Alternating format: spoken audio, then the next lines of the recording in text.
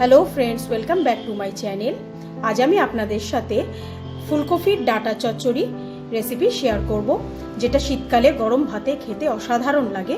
তাহলে চলুন দেখে নিই এই ফুলকপির ডাঁটা চচ্চড়ি তৈরি করতে আমাদের কি কি লাগছে।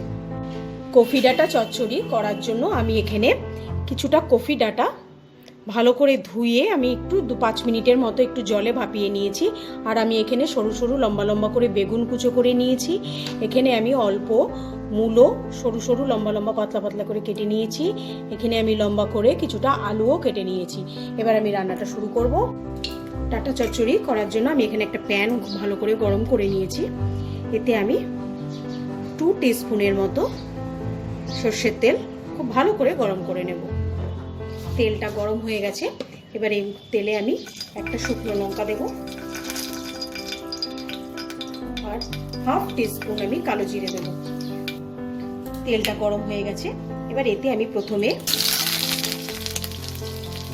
আলু কটা দিয়ে দেবো।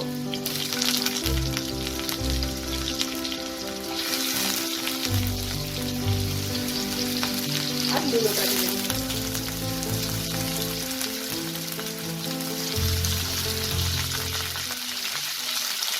এই দুটো সেদ্ধ হতে যেহেতু একটু টাইম লাগে, তাই এই দুটোকে আমি এখানে হালকা ভেজে নেব।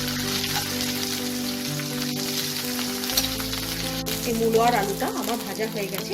এবার আমি এতে বেগুন আর কপির ডাঁটাগুলো দিয়ে দেবো।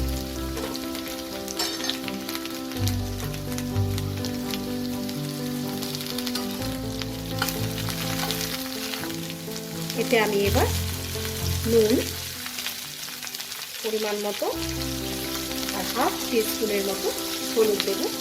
দিয়ে এটাকে 2-3 মিনিট আমি আরেকটু নাড়াচাড়া করে নেব।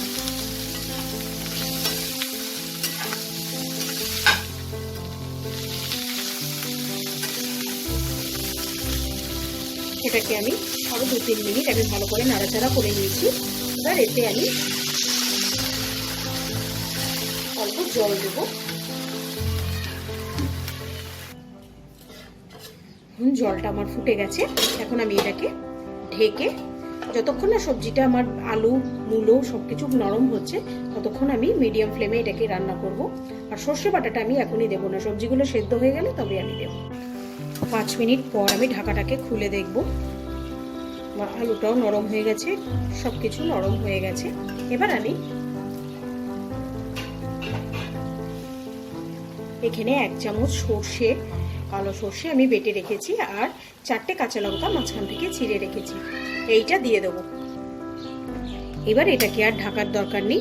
এবার যতক্ষণ এটা ঝোলটা শুকোচ্ছে ততক্ষণ আমি এটাকে ঢাকা ছাড়া হাই ফ্লেমে রান্না করব। ঝোলটা আমার শুকিয়ে এসেছে।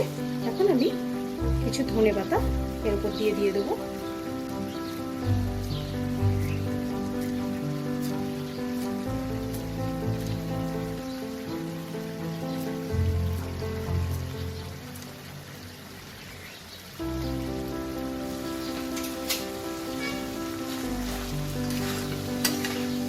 এবার এটাকে মিশিয়ে আমি আরো 1 মিনিট এটাকে ফুটিয়ে নামিয়ে নেব।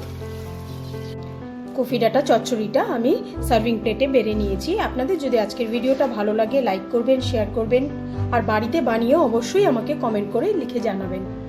আজকের মতো বিদায় জানিয়ে শেষ করছি।